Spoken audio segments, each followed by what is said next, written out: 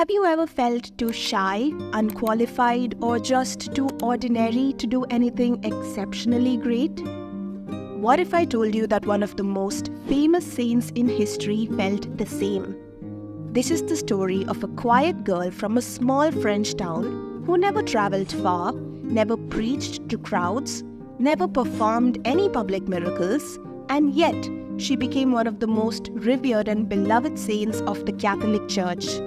This is the story of Saint Therese of Lisieux, the little flower, and her path to greatness.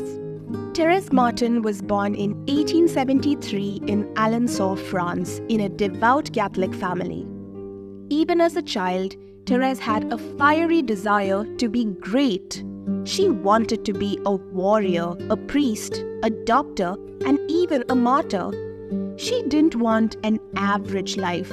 She wanted adventure, mission, sacrifice. She wanted greatness. But life had other plans.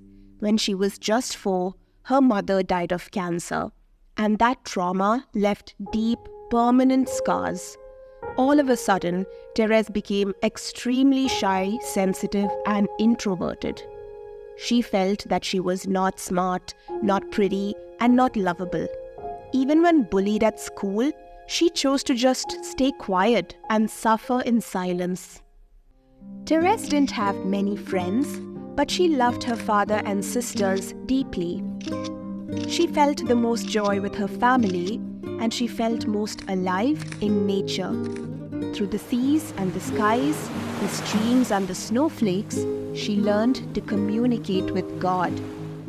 Thérèse always had a great love for flowers, and God used them to teach her a profound lesson. She noted in her diary, "Jesus showed me that all the flowers he has created are beautiful. The splendor of the rose and the whiteness of the lily do not take away the perfume of the little violet or the delightful simplicity of the daisy." I understood that if all flowers wanted to be roses, nature would lose its beauty. This truth transformed Thérèse. She didn't have to be a great rose. She could be a little flower, simple, hidden, and just as loved. The girl who once doubted her worth now embraced her smallness. She decided to achieve greatness in her own unique way. She called this path the little way, and she called herself the little flower of Jesus. So she started doing the little things, like making her bed every day, smiling at people she disliked, and helping her sisters without being asked. She prayed regularly, but kept her prayers simple and direct, just like the little children in the Bible. The greatest desire of Thérèse's heart was to be a nun. She thought it was going to be cakewalk. After all, who could say no to such a holy and sincere novice? Alas, every convent said no. She approached the bishop and later the Pope himself. Even then, she was still turned away. The silence from heaven was deafening. She recounted those difficult days in her diary. Jesus was silent. Bitterness filled my soul. Now, have you ever had to wait for something you prayed for with all your heart? Maybe you're waiting for a breakthrough or healing, for a job that feels right, or for clarity about your purpose, or for someone to love. You pray, you plead, you believe, and yet nothing happens. Heaven feels silent, the doors stay closed, and you start to wonder, did God even hear me? Did I get it wrong? Why the silence?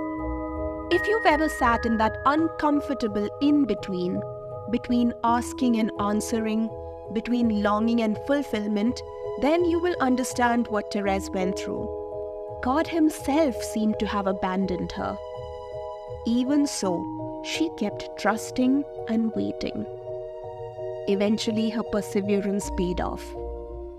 Finally, in God's time, she was accepted into the Carmelite convent at Lisieux. The lessons she learned while waiting on God are something we can cling to when life does not go the way we planned. First, God's plans don't always unfold on our timeline, yet God's timing is always perfect. Second, God's silence is not His absence. He often hides to strengthen our faith. Third, sometimes God makes you wait so that you can truly treasure the blessings coming your way. You might think that since Therese's dream had finally come true, her life was just perfect. That wasn't the case. Sometimes there were misunderstandings with her fellow nuns, and that led to many moments of loneliness and isolation. Some of her fellow sisters were difficult to love, but Therese made it her mission to love even the most annoying, harsh sister. Even when she had fully dedicated her life to God, she still did feel a spiritual darkness at times. Therese experienced great interior trials, which sometimes even made her question whether heaven existed. It felt like all her hours of prayers were useless, that there is no point in living, no bigger picture, no reason to be a good person because nothing matters. Even then, she was faithful. She showed us that we can be open about our moments of struggle in our faith journey.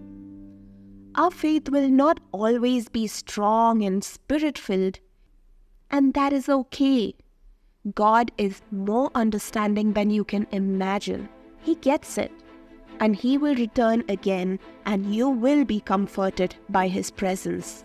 She longed to be a missionary for the Lord and be sent to foreign lands, but her health was fast declining, and it was impossible to be a part of the overseas missions. She was disappointed, but God opened a little way for her to do her part. There were 2 priests who had just been assigned to serve in Africa and Asia, and they had both written to the convent, coincidentally where Therese lived, asking for a spiritual sister who would correspond with them while they were away. Lo and behold, Therese was chosen.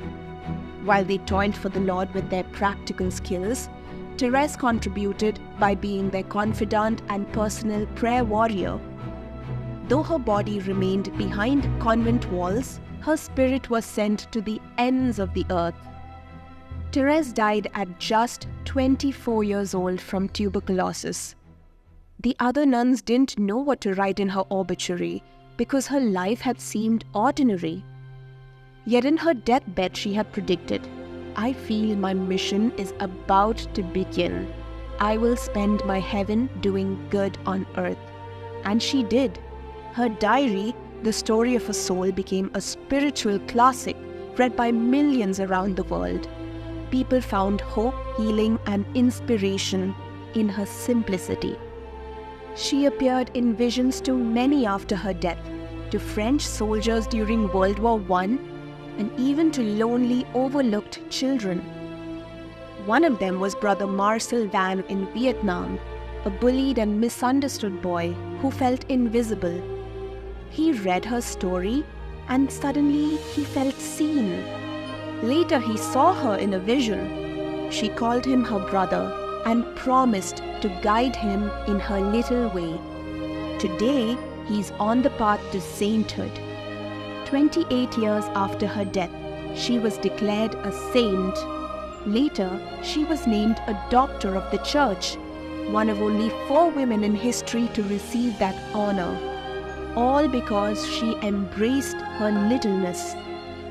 So, did she achieve greatness? More than she imagined. She didn't cross oceans or build cathedrals. She didn't preach to thousands. She simply loved. And because of that, she became one of the most beloved saints in history. If this story moved you, share it with someone who needs to hear that they matter, just as they are. And remember, you don't have to be a rose. You can be a little flower and still give glory to God.